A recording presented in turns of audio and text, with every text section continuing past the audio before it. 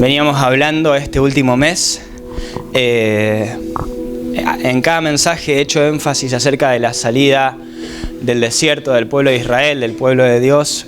Estuvimos hablando bastante de eso y esta semana yo ya les he contado que cada mensaje que preparo para cada domingo generalmente es una línea de pensamientos que voy teniendo a lo largo de la semana. A veces lo anoto, a veces me quedan en la cabeza y en base a eso, que creo bien es inspirado por Dios, por el Espíritu Santo, armo el mensaje del día.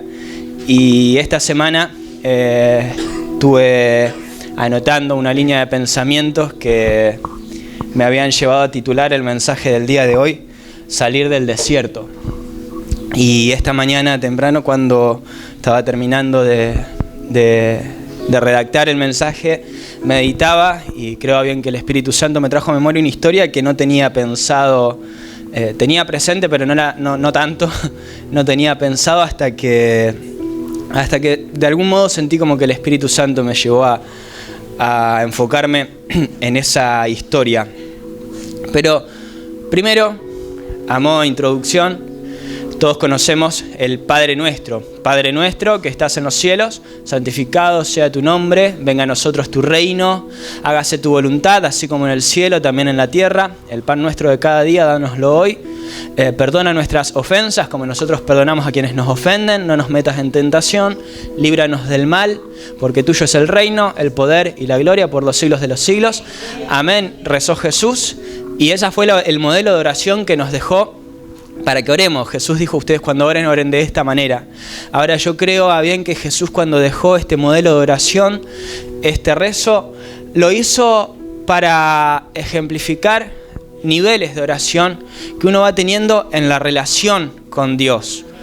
Padre nuestro, primero implica el reconocer a Dios, en primer lugar, obviamente como Padre, el reconocer nuestra relación con Dios, el reconocer a Dios y relacionarnos con Dios de una manera en la que hasta ese momento a lo mejor no lo habían hecho, porque en esa cultura y en ese tiempo el relacionarse con una divinidad era con una divinidad, valga la redundancia, lejana, ajena a su realidad. En esa cultura es como que tenía, y justamente también el judaísmo y las distintas culturas, los distintos dioses que tenía cada cultura, era como que tenían que complacer a los dioses, dejarlos contentos mediante sacrificios, mediante peticiones que los dioses supuestamente les hacían, ellos rendían sacrificios y demás. Jesús nos dejó en claro, cuando ustedes se acerquen a Dios, cuando vayan a orar, oren así: Padre nuestro, que es una formalidad, pero una formalidad obviamente de la época, pero es como cuando te acercás a tu papá. Acercarte a Dios es como acercarte a papá, a esa figura. Algunos tenemos, gracias a Dios, el poder haberla tenido. Por ahí quien a lo mejor no tuvo esa figura tan presente, a lo mejor le cueste un poco más, pero el acercarse a Dios es tan hermoso porque compensa todo vacío, todo aquello que nos puede hacer falta. Y Jesús dejó en claro esto tan hermoso de decir, ustedes cuando se acerquen a Dios pueden acercarse con una confianza como si se acercaran a su Padre, a su papá. Papá nuestro, papá que estás en los cielos, papá de los cielos, santificado sea tu nombre. El acercarte a Dios, es imposible que al acercarte a Dios, experimentar su presencia, es imposible no adorarle.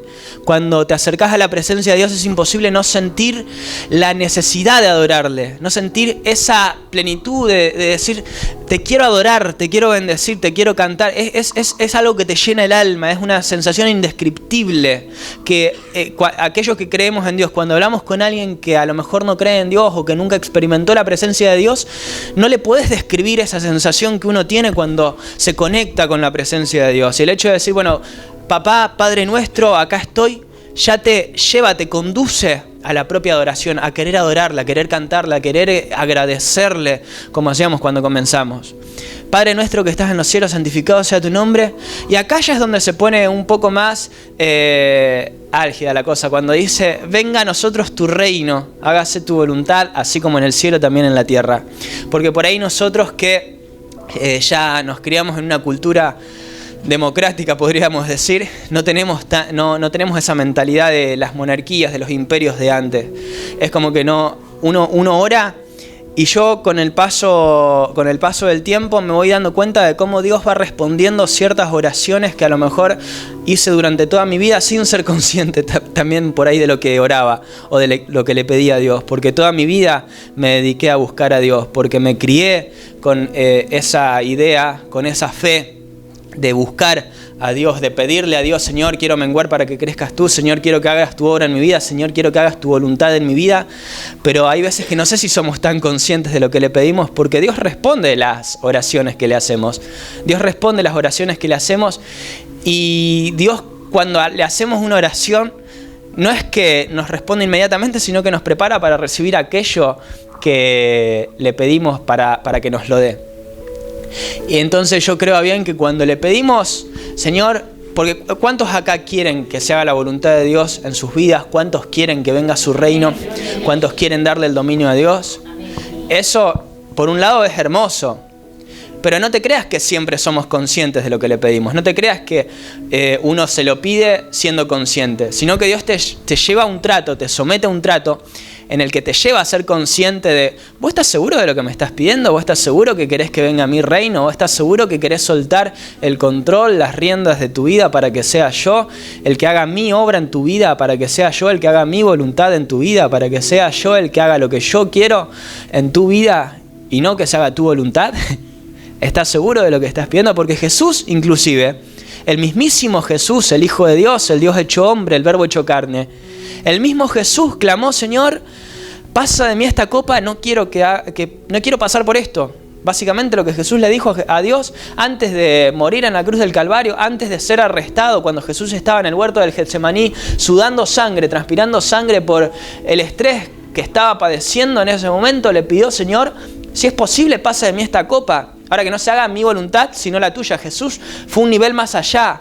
Venga tu reino, hágase tu voluntad. Pero que no se haga mi voluntad, sino la tuya. Y es hermoso someter nuestras vidas a Dios. Es hermoso entregarle nuestras vidas a Dios.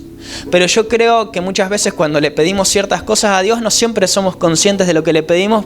Entonces Dios nos tiene que someter a un trato. Es hermoso entregar nuestras vidas a Dios.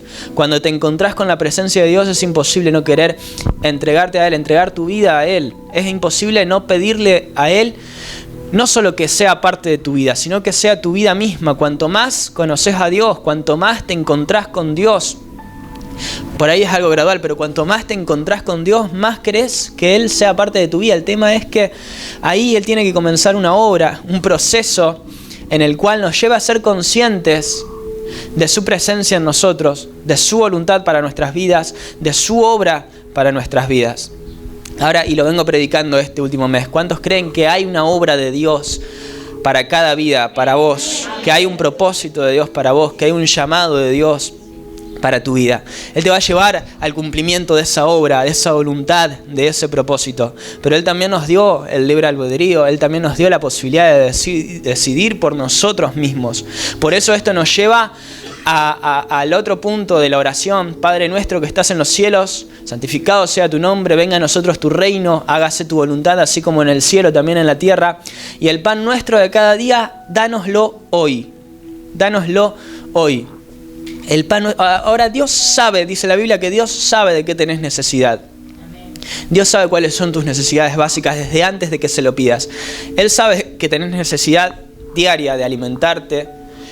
Y sin embargo dice Jesús por medio de esta oración, el nivel de dependencia que tienen que tener para con Dios es de cada día acercarse a Él para pedirle lo básico. Padre nuestro, el pan de cada día, dánoslo hoy. Es necesario que te acerques hoy para pedirle el pan de hoy, mañana para pedirle el pan de mañana, porque muchas veces limitamos nuestra relación con Dios, y lo digo siempre, al congregarnos semanalmente, muchas veces limitamos nuestra relación con Dios a lo que recibimos acá en la iglesia. Sin embargo, Jesús nos enseña a buscarle hoy. Y el pan de hoy es para hoy, no te sirve para mañana. Y el pan de mañana no te sirve para pasado. Y el de pasado no te sirve para la semana que viene. Es necesario que cada día vuelvas a buscarle a Él para que Él te dé cada día lo que te tiene que dar. Generando un nivel de dependencia para con la presencia de Dios al punto tal que le pidamos desde lo básico, reconociendo que proviene de Él, y sabiendo que tenemos que volver cada día a Él para que Él nos dé aquello que necesitamos y aquello que nos quiere dar. Aquello que nos quiere dar.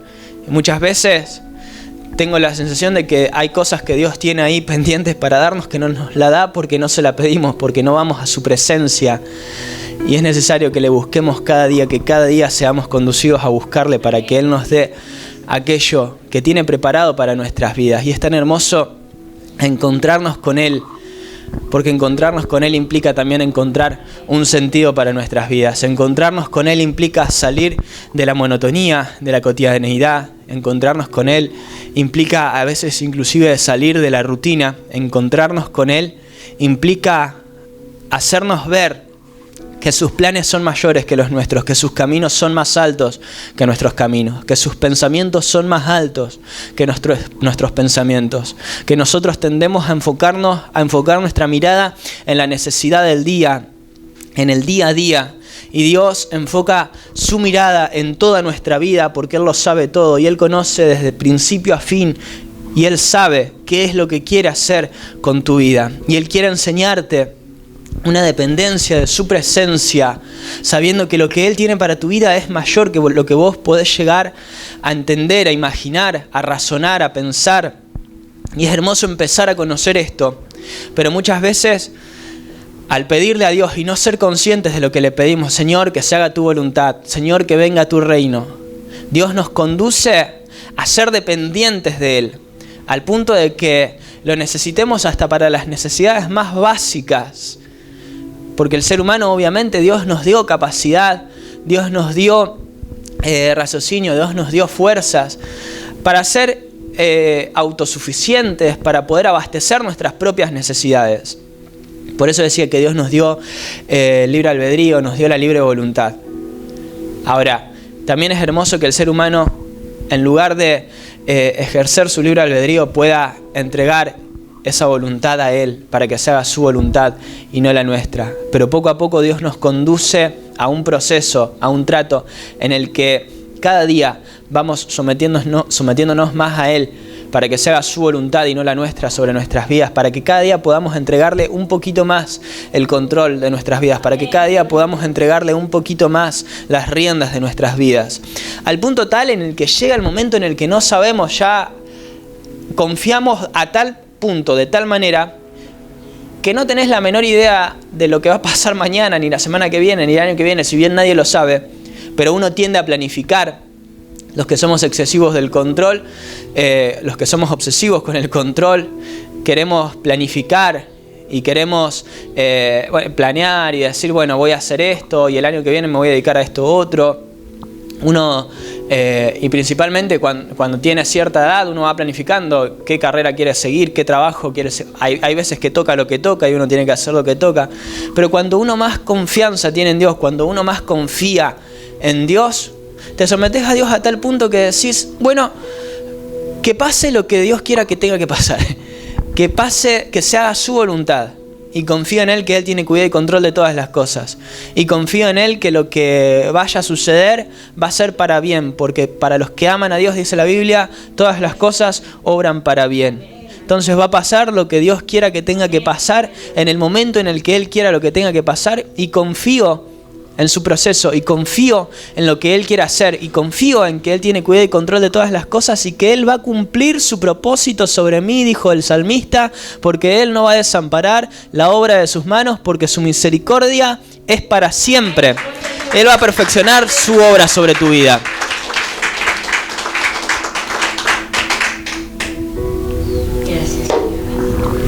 Ahora, esto es hermoso, pero Él nos tiene que enseñar. Porque una cosa es predicarlo y escucharlo y recibirlo con alegría, y otra cosa es someterte a la realidad de la vida cuando te tenés que enfrentar ante decisiones en lo cotidiano, en lo laboral, en lo familiar, en lo económico, en lo que sea. Cuando te tenés que enfrentar a ciertas decisiones, entregarle a Dios el control de tu vida, ya es otra cosa, porque el perder ese control. Siento bien que en más de una ocasión Dios se lo enseñó a los discípulos cuando tenían que atravesar por las tormentas. He predicado acerca de esto y Jesús les decía: hombres de poca fe, ¿por qué dudaron? ¿Por qué tuvieron miedo? Si Jesús estaba ahí con ellos. Pero entregarle a Dios el control de sus vidas a tal punto que, por ejemplo, cuando Dios le da la orden a Abraham: Abraham, sal de tu tierra y de tu parentela. ¿Y a dónde? Y yo te voy a decir a dónde tengas que ir. Vos salí, simplemente salí. Es acatar la primera orden. Es responder a lo primero que Dios te dice, a lo primero que Dios te pida, a lo primero donde Dios te lleva. Y Abraham obedeció y salió, y después Dios lo condujo a donde lo tenía que conducir. Pero Dios nos quiere enseñar a confiar a tal punto en Él que demos el primer paso sin saber a dónde nos lleva, sin saber cuál es el segundo, sin saber a dónde Dios nos dirige. Y Dios le enseñó a Abraham y le dice: sal de tu tierra, de tu parentela. Esa es toda la orden que Dios le dio a Abraham. ¿A dónde? Yo te diré a dónde. Pero vos primero salí. Y el que nosotros querramos conocer primero todo el mapa implica, en primer lugar, que no tenemos la confianza puesta en Dios, que no le dimos el control de nuestras vidas, que nosotros queremos seguir conservando el control completo de nuestras vidas, y Dios nos somete a un trato. Obviamente, y como lo dije, Dios no va a desamparar la obra que comenzó sobre tu vida, pero te va a someter a un trato para que todos los días vayas rindiéndote un poquito más a Él, al punto de que si Dios te dice salí, salí. Dios le dijo a su pueblo, lo vengo predicando hace un mes: diles que marchen. Pero Señor, está el mar enfrente. Diles que marchen, que pasen. Y Dios les abrió las aguas cuando empezaron a marchar, pero primero tenés que marchar. Después Dios revela su siguiente jugada, su siguiente carta, el siguiente paso. Y así es la fe. Y así es la madurez espiritual. Así es nuestra confianza en Dios. En lo personal creo que lo voy aprendiendo día a día. En lo personal, con el paso del tiempo, con el paso de los años, me voy dando cuenta cómo un poquito más Dios me va llevando a confiar más en Él, al punto de obedecer un paso sin saber cuál es el siguiente, de creerle en algo sin saber qué va a pasar, qué es lo que Dios quiere hacer. Porque una vez se hace toda una película y vemos la película en vivo prácticamente. La vida es como ver la película en vivo prácticamente. Dios ya sabe cuál es el final, ya sabe cómo va a suceder todo, Dios ya conoce el guión. Vos simplemente te dedicás a vivir en tu propia película sin saber cuál es el final, pero dice Dios que Él tiene el final que esperamos para nuestras vidas, dice su palabra, dice la Biblia. Él tiene el final esperado para nuestras vidas, solamente si confiamos en los pasos por los cuales Él nos guíe, en las sendas por las cuales Él nos guíe. Ahora, Dios hace esto por medio del desierto. Y acá es donde yo les decía que toda esta semana había estado preparando. De hecho, ayer le había puesto el título a este mensaje: salir del desierto. Y no es que Dios me cambió el mensaje, sino que me lo hizo abordar de otra manera a la que tenía pensado. Porque vemos el pueblo de Israel. Les conté infinidad de veces la historia acerca de cuando habían pecado, se habían ido tras dioses ajenos, tras dioses paganos. Dios se enoja, levanta profetas para instarlos a arrepentirse, a volver a su relación con Dios, a volver a buscar a Dios. El pueblo de Israel no se arrepentía y no se arrepentía y no se arrepentía. Así que finalmente Dios empieza a levantar profetas que anuncian juicio sin retorno, como lo hizo con Oseas. La destrucción sobre el pueblo de Israel era inminente. Dios ya había decidido que los iba a destruir porque se habían alejado de Él, que los iba a desterrar, que iba a permitir que venga muerte, que venga destrucción, que sus hogares sean destruidos, que los lleven cautivos. Dios ya les había anunciado todo esto. Ahora era irreversible la decisión de Dios, ya no se podía revertir. Así que Dios levanta profetas como Oseas, en el cual Dios le dice a Oseas, y Dios trata también personalmente con Oseas mediante un suceso de la vida de Oseas. Dios le dice a Oseas para su pueblo: yo voy a ser vuestro Dios. Yo voy a ser vuestro Dios. Y después Dios le manda al profeta Oseas: andá y buscá a una prostituta y casate con ella y tené hijos con ella. Lo cual hay un debate ahí bíblico, porque Dios le manda a supuestamente un sacerdote. Algunos dicen que Oseas en ese momento no era sacerdote, pero Dios lo manda a tener hijos con una prostituta que en ese momento era impensado. De hecho, inclusive hasta se creía que transgredía con los mandamientos de Dios. Dios lo manda a tener hijos con la prostituta.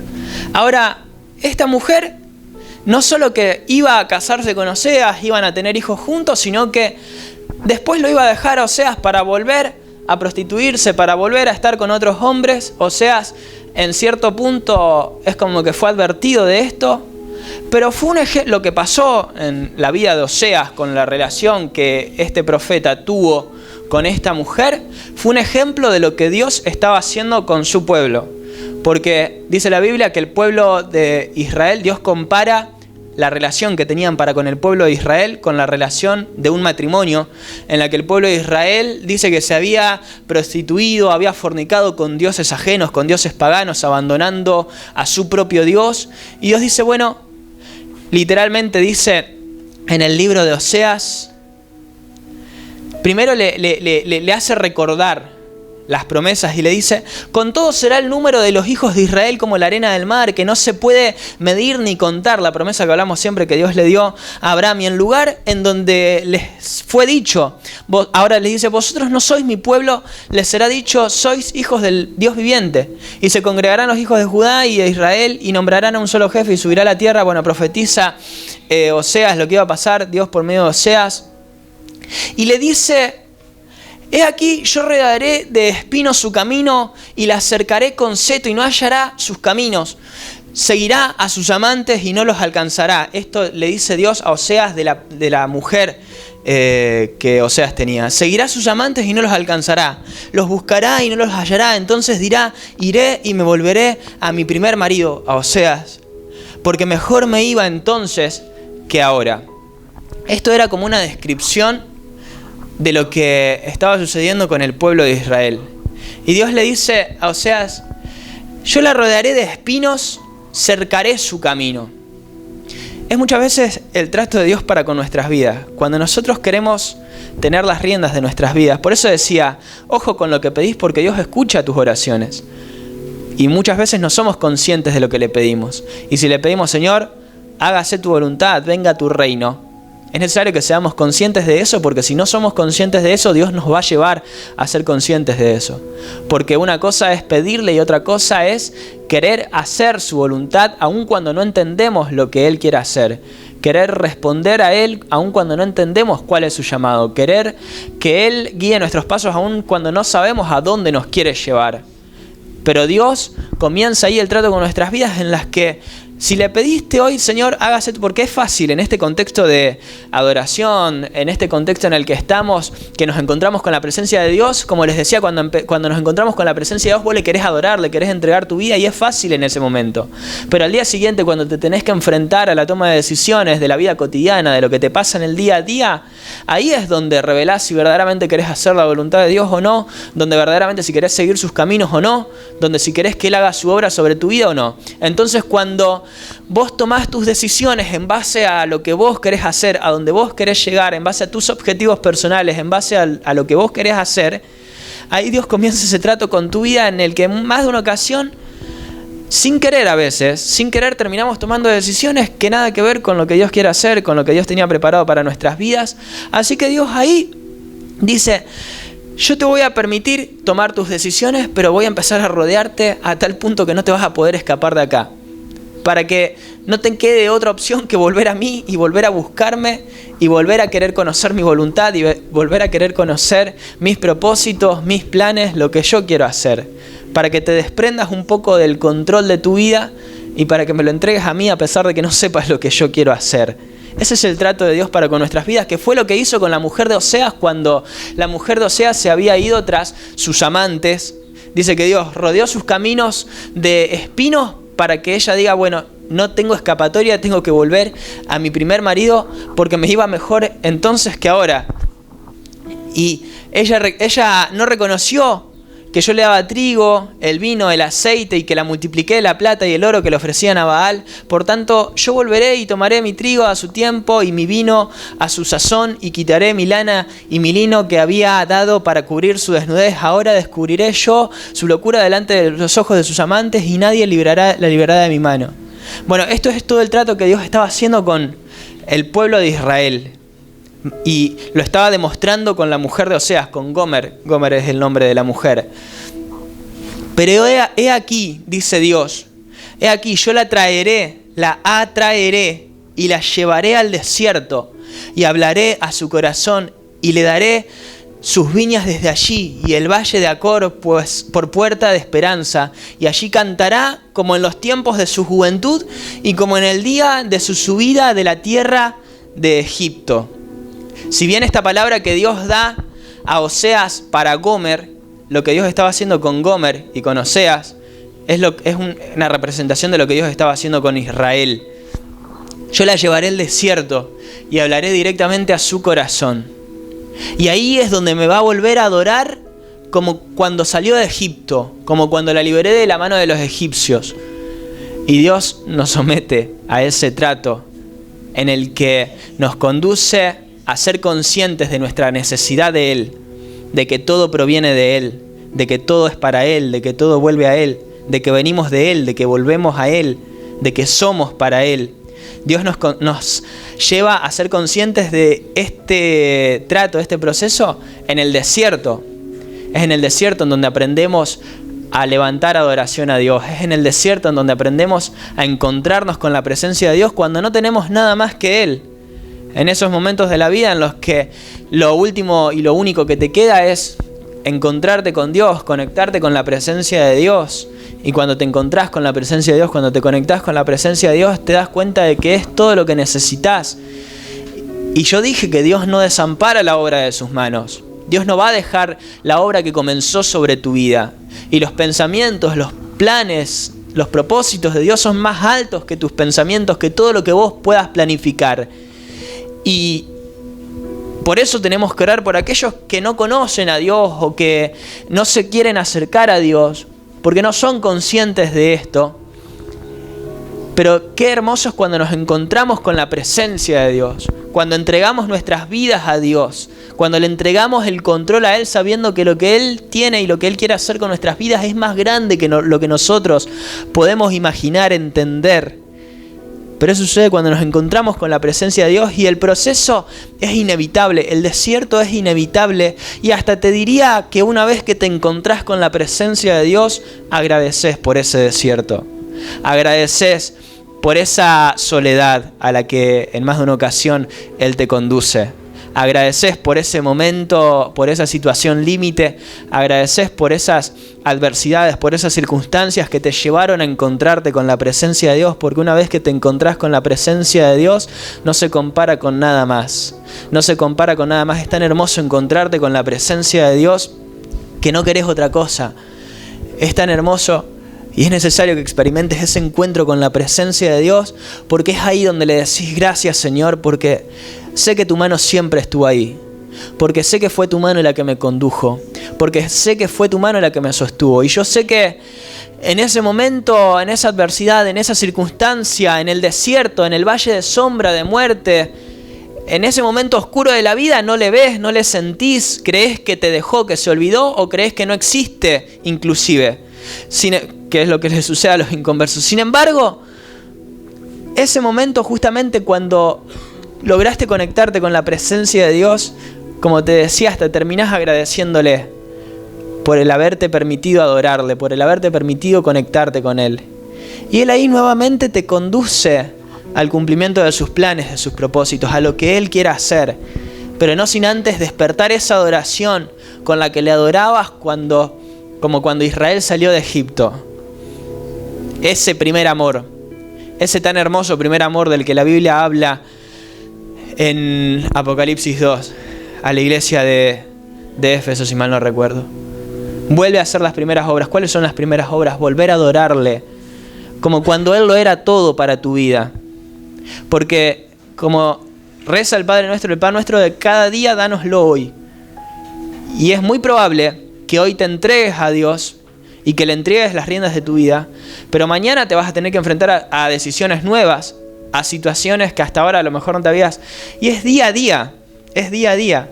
Uno cree que llega a cierto nivel de relación con Dios, a cierto nivel de espiritualidad en el que ya está, Dios ya hizo, y no, porque vas a tener que enfrentarte toda la vida con distintas situaciones en las que vas a tener que optar por elegir la voluntad de Dios o por elegir tu propia voluntad, por elegir confiar en Dios, creer en Dios o por decidir tener vos el control sobre lo que vos querés hacer y a donde vos querés llegar. Es de todos los días, es de toda la vida y todos los días necesitamos acercarnos a Él para conocer su voluntad, para que se haga su voluntad. Jesús, hasta el último momento de su vida, se vio ante la disyuntiva de elegir entre hacer su voluntad o la de Dios. En el huerto del Getsemaní, a un nivel de estrés en el cual sudaba sangre, sabiendo que lo estaban por arrestar para llevarlo a muerte y muerte de cruz, la peor muerte que podía sufrir un delincuente. Señor, pasa de mí esta copa. Entonces, cuando lo vemos a Jesús, al mismísimo Jesús, en esa situación de decidir por hacer su voluntad o la de Dios, nos damos cuenta de que hasta el último momento de tu vida vas a encontrarte peleando la batalla de la fe. Eso es pelear la batalla de la fe. Creer que Dios tiene control o querer tomar el control para saber qué es lo que yo puedo y voy a hacer. Porque si vos elegís tomar tu control, el control sobre tu vida, sobre tus decisiones, sobre lo que vos querés hacer, independientemente de Dios y de su presencia y de sus propósitos, yo la cercaré con espinos, dijo Dios para Gomer. Le voy a cerrar los caminos para que no le quede otra que volver a mí. Y Dios nos lleva a esa madurez espiritual, a ese conocimiento de su presencia. Y por ahí es duro este mensaje, pero es para que seamos conscientes de que su mano no nos deja, no nos suelta, y que si Él te llevó a un desierto, te puedo asegurar que vas a terminar agradeciéndole por ese desierto, porque te llevó a un nivel de conocimiento de su presencia que hasta ahora a lo mejor no habías tenido. Y en el momento del desierto obviamente uno no entiende el proceso, no entiende el trato, pero si confiamos en Él, en que Él tiene cuidado y control de todas las cosas, Él va a hacer la obra sobre nuestras vidas, Él va a completar la obra sobre nuestras vidas, aunque ahora no entendamos. Pero por eso también es este mensaje, porque no sé cuál fue o es tu desierto. No sé cuál fue o qué es lo que Dios te está permitiendo vivir. Cuál fue tu adversidad, tu circunstancia. No sé cuál fue tu valle de sombra de muerte. No sé qué es lo que Dios te permitió vivir, te llevó, te condujo a atravesar. Pero lo que sí te puedo asegurar es que Él no te deja, no te suelta, no te desampara hasta que haya hecho con tu vida lo que dijo que iba a hacer, y que Él completa la obra que comenzaron sus manos sobre tu vida, que Él no se olvida de tu vida, aunque ahora no le veas, aunque ahora no le veas. Él va a completar ese proceso sobre tu vida para que le puedas ver, para que le puedas conocer aún más de lo que le conociste hasta ahora. Mi pueblo fue destruido porque le faltó conocimiento, por cuanto desechaste el conocimiento. Y ahí dice Dios lo que estaba haciendo con el pueblo de Israel. Como desecharon el conocimiento de Dios, el conocimiento de la presencia de Dios, la relación con Dios, terminaron siendo destruidos. Por eso sería que además Dios les había advertido. Dios les había anunciado arrepentimiento, que se vuelvan a acercar a Él. No escucharon y no escucharon. Así que Dios permitió la destrucción, en la cual le volvieron a adorar. Dios los volvió a conducir nuevamente a su tierra. Dios los restauró. Dios les devolvió y los llevó a un conocimiento mayor del que tuvieron antes de haber pasado por esa crisis, por esa adversidad. Porque los caminos de Jehová son rectos y los justos andarán por ellos, dice su palabra. Ahora, Él te quiere llevar a un conocimiento pleno de su presencia, en donde Él se quiera revelar a tu vida. Pero primero es muy probable que te tenga que someter al desierto, que te tenga que llevar a ese desierto en donde solamente puedas encontrarte con Él, para que una vez hallándolo a Él, teniéndolo a Él, Él te lleve a esa tierra que Él te prometió, a esa tierra que Él asignó para tu vida, aquello que Él quiere darte, aquello que Él quiere hacer con tu vida. Este mensaje va a continuar la siguiente semana, pero por lo pronto poder volver a adorarle así como Dios la llevó a Gomer al desierto, para que vuelva a adorarle como lo hacía en los días de su juventud. Volver a adorarle sin importar nada más. Volver a adorarle sin condiciones. Volver a adorarle simplemente porque Él es digno de adorar. Volver a adorarle porque todo viene de Él, porque todo es para Él, porque somos para Él, porque volvemos a Él. Volver a adorarle simplemente para conocerle, porque Él es digno de adorar y nada más. Bendeciré a Jehová en todo tiempo estará su alabanza de continuo en mi boca. Volver a adorarle porque Él es digno de adorar. Que en esta mañana podamos volver a conectarnos con la presencia de Dios y volver a levantarle adoración. Te invito a que cierres tus ojos y que puedas conectarte nuevamente con la presencia de Dios.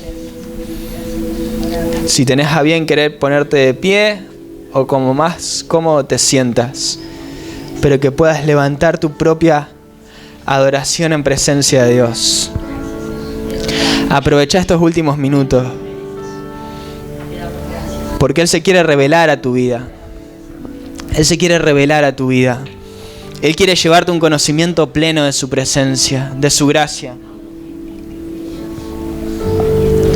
Él quiere llevarte un conocimiento pleno de su gloria. Y Él siempre estuvo ahí. Su presencia siempre estuvo ahí. Su presencia siempre te sostuvo. Su presencia siempre te sustentó. Su presencia nunca te dejó. Nunca te desamparó. Él siempre estuvo en cuidado y control de todas las cosas. Nada más que Él quería conducirte a conocerle más, a adorarle más. Y si todavía no ves la salida de tu desierto, a lo mejor es porque Él te está conduciendo a buscarle más. Si todavía no ves la salida de tu desierto, a lo mejor es porque Él te está conduciendo a adorarle de todo corazón. A encontrarte con Él, sabiendo que sus caminos son más altos que tus caminos, que sus pensamientos son más altos que tus pensamientos. Su presencia comienza a inundar tu alma ahora. Comienza a recibirlo, iglesia. De tu interior comienza a brotar río de agua de vida ahora.